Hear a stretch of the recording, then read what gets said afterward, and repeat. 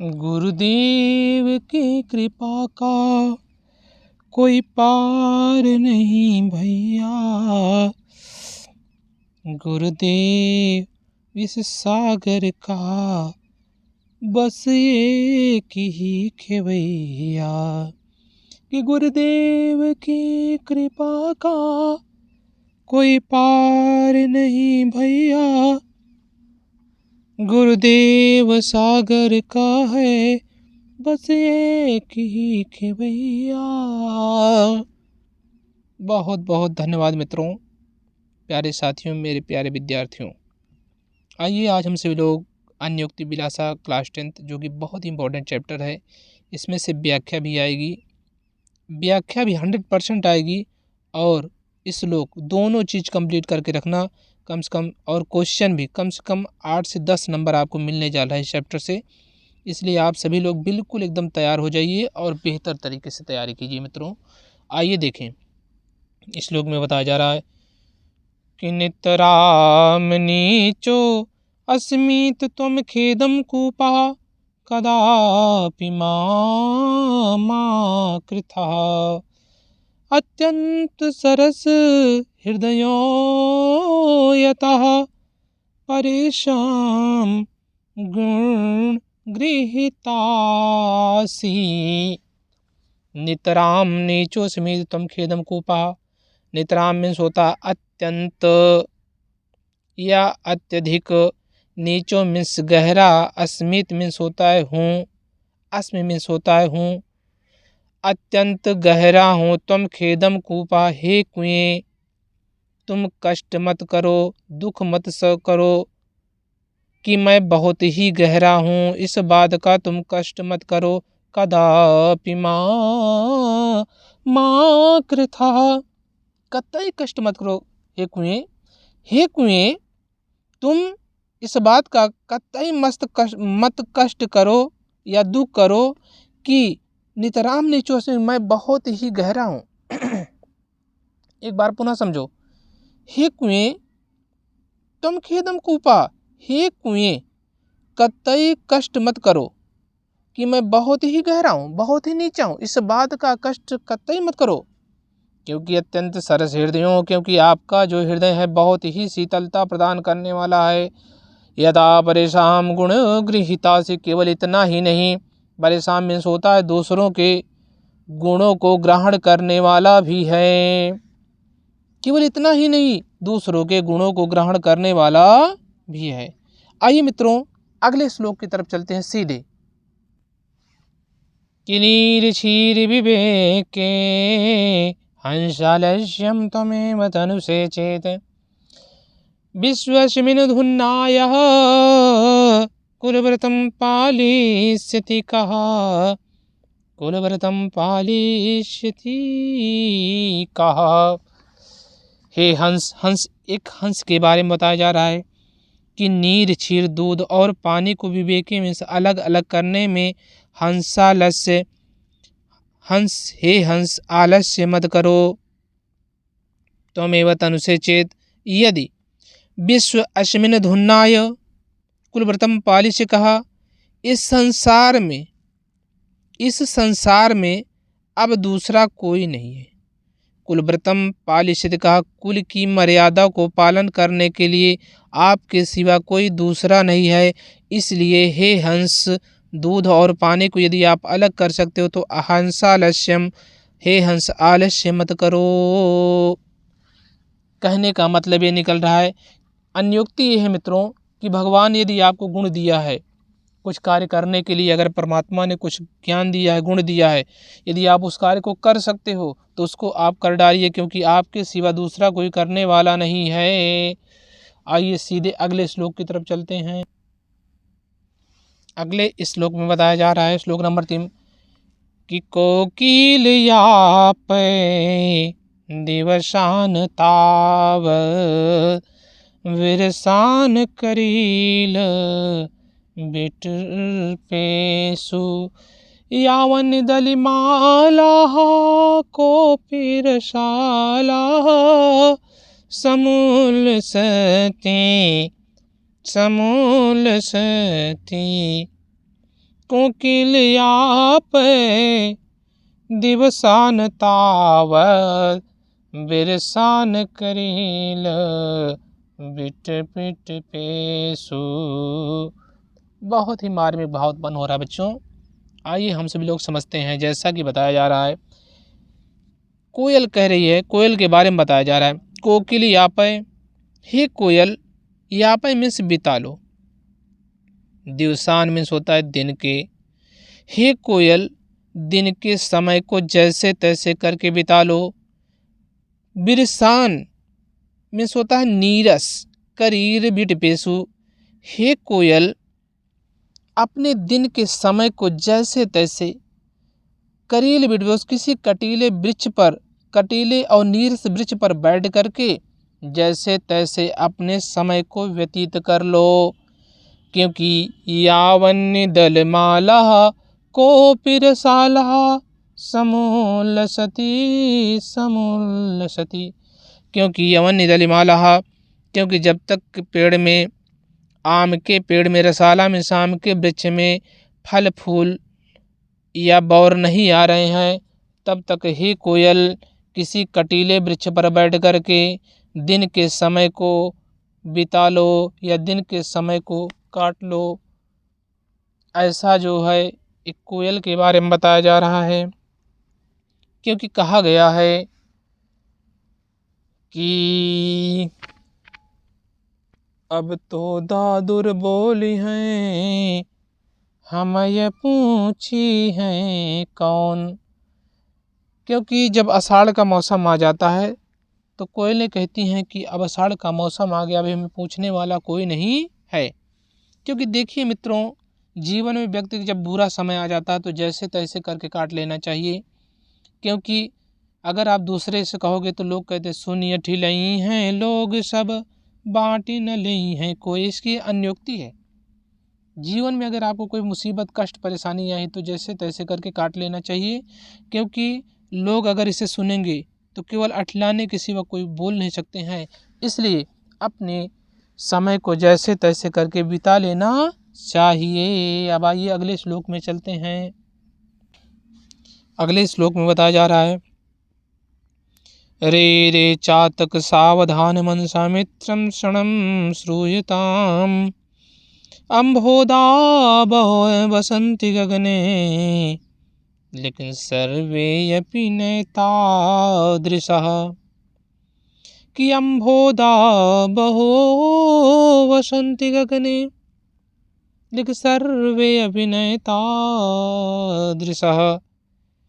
केचित् वृष्टिभिरार्दयन्ति वसुधां गर्जन्ति केचित् वृथा।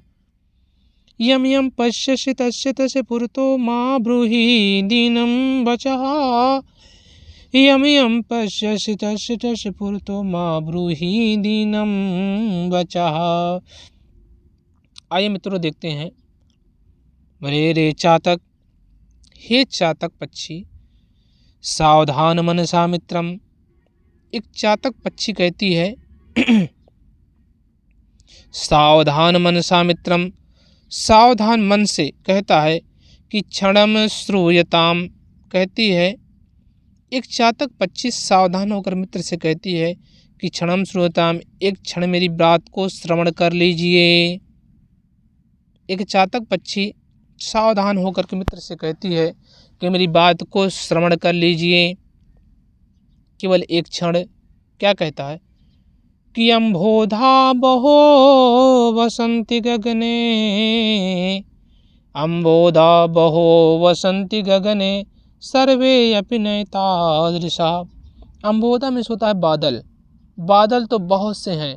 वसन्ति गगने, आकाश में, आकाश में बादल तो बहुत सारे हैं। लेकिन सर्वे अपि नैतादृशा, लेकिन सभी एक जैसे नहीं हैं, एक समान सभी बादल नहीं हैं। तो कहा कैसे हैं भैया? तो उन्होंने बताया कि केचिद् वृष्टिभिरार्दयन्ति वसुधां गर्जन्ति केचिद् वृथा। केचिद् वृष्टिभिरार्दयन्ति, कुछ बादल ऐसे हैं जो वृष्टि माने सुमन, बारिश करके, कुछ तो ऐसे बादल हैं जो बारिश करके वसुधाम माने पृथ्वी को गीला कर देते हैं।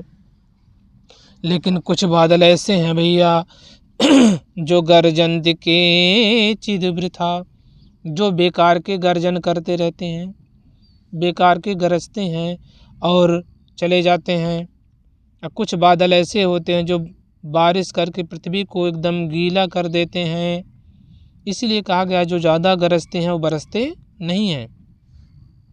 यम यम पश्यसि तस्य तस्य पुरतो मा ब्रूहि दीनम वचः। इसलिए कहा गया है कि जिस जिस को तुम देखते हो उस व्यक्ति के सामने मत कहो अपने दीनहीन पूर्ण वचन को मत कहो। यम यम पश्यसि तस्य तस्य पुरतो मा ब्रूहि दीनम वचः। अगर भगवान आपको कष्ट दे दिया है, दुख दे दिया है, तो उस व्यक्ति के सामने अपने दीनहीन पूर्ण वचन को नहीं कहना चाहिए। वचन उसी के सामने रखना चाहिए जो आपकी बात को पूरा कर सके। ऐसे व्यक्ति, ऐसे मित्र के सामने दीनहीन पूर्ण वचन रखना चाहिए, सबके सामने नहीं रखना चाहिए मित्रों। ऐसा इस श्लोक में बताया गया है। तो आइए हम सभी लोग अगले श्लोक में चलते हैं। अगला श्लोक मित्रों बहुत ही मार्मिक भाव उत्पन्न कर रहा है। जैसा कि इसमें बताया गया, नमय ताड़ना तापनाद वाहि मध्य, नमय विक्रात क्लिश्यमानो हमस्मि, सुवर्णस्य मे मुख्य दुःखं तदेकं, यतो मा जना गुञ्जया तोलयन्ति। नमय ताड़ना तापनाद वहि मध्ये, नमय विक्रियात् क्लिश्यमानो हमस्मि, कि सुवर्णस्य मे मुख्य दुःखं तदेकं, यतो मा जना गुञ्जया तोलयन्ति। एक सोना है, सोना कह रहा है कि संसार में मुझे कोई कष्ट नहीं, कष्ट है तो सिर्फ एक बात का है। कौन सा? कहता है नमय ताड़नाथ, सोना कहता है कि मुझे चाहे पीट डालो, हथौड़े से पीटिए, मुझे कोई कष्ट नहीं है। तापनाद वाहि मध्य, तापनाद का मतलब होता है मित्रों अग्नि के मध्य में, अग्नि के मध्य में तपा दो फिर भी मुझे कोई कष्ट नहीं है। नमय विक्रियात् क्लिश्यमानो हमस्मि, और ना ही मुझे बेचने पर कोई कष्ट है, कोई दुख है। क्लिश्यमानो हमस्मि, कोई कष्ट नहीं है, चाहे मुझे बेच ही डालिए फिर भी मुझे कोई कष्ट नहीं है। चाहे मुझे हथौड़े से क्यों ना पीट डालिए, अग्नि के मध्य में चाहे मुझे जला दीजिए, और नमय विक्रात, और मुझे चाहे बेच डालिए फिर भी मुझे कोई कष्ट नहीं है। तो कह रहा है सोना कि सुवर्णस्य मे मुख्य दुःखं तदेकं, यतो मा जना गुञ्जया तोलयन्ति। स्वर्ण से सोना कह रहा है कि मुख्य दुःखम तदेकं, मुझे एक ही बात का कष्ट है बहुत ज़्यादा, कि यतो मा जना गुञ्जया तोलयन्ति, कि मनुष्य मुझे कौड़ी के भाव तौल देते हैं, मुझे कौड़ी से मेरा वजन कर देते हैं। इस बात का मुझे बहुत ही कष्ट है, क्योंकि जैसे इसका आध्यात्मिक अर्थ ये निकल रहा है कि व्यक्ति की जो तुलना होती है उसके समान वाले व्यक्ति से करना चाहिए। अगर किसी तुच्छ व्यक्ति से, नीच व्यक्ति से करते हो, किसी महान व्यक्ति की तुलना किसी नीच व्यक्ति से करते हो, तो उस व्यक्ति को कष्ट अवश्य होगा। तो सोने को उसी बात का कष्ट था, क्या हमारी कीमत कौड़ी से भी कम है? इस बात को सोच करके सोना बहुत दुखी था। आइए मित्रों, अब हम सभी लोग लास्ट श्लोक की तरफ चलते हैं। इस श्लोक नंबर 6 और लास्ट है, बहुत ही इम्पोर्टेंट है मित्रों। आइए देखें, वेरी वेरी इम्पोर्टेंट, सन 2016 से लगातार आ रहा है। तो आइए हम लोग देखते हैं।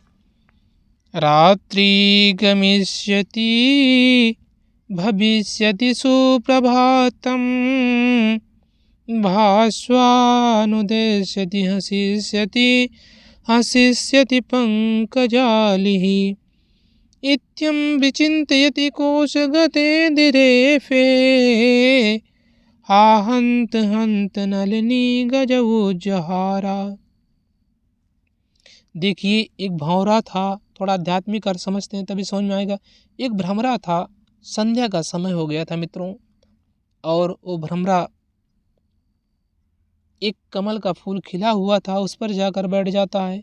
और उसी समय सूर्य भगवान डूब गए, और जब सूर्य भगवान डूब गए तो पंखुड़ियाँ कमल की बंद हो गई, और जब कमल की पंखुड़ियाँ बंद हो गई तो उसी में विचार कर रहा है भंवरा कि रात्रि गमिष्यति भविष्यति सुप्रभातम भास्वानुदेश्यति हसिष्यति पंकजालिः। रात्रि गमिष्यति, रात बीत जाएगी, भविष्यति माने भविष्य में, सुप्रभातम पुनः सुंदर सी सुबह होगी, भास्वानुदेश्यसि और सूर्य भगवान निकलेंगे। जब निकलेंगे तो क्या होगा, हसिष्यति पंकजालिः, पंकजालिः यानी कमल की जो पंखुड़ियाँ हैं वो खिल जाएंगी, हसिष्यति माने खिल जाएंगी, हंसने लगेंगी। इत्यम विचिंत्यति कोशगते दिरेफे, इत्यम विचिंत्यति यही चिंतन मनन कर रहा था।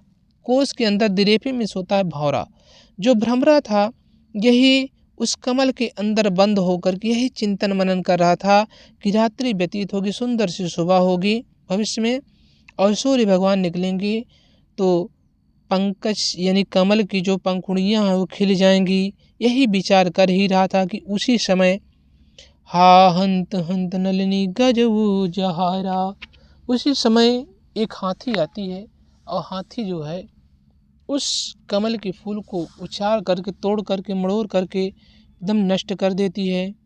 तो कहने का मतलब ये निकला मित्रों कि व्यक्ति को आलस्य नहीं करना चाहिए। यदि आलस्य करोगे तो निश्चित तौर पर आपको हानि ही होगी।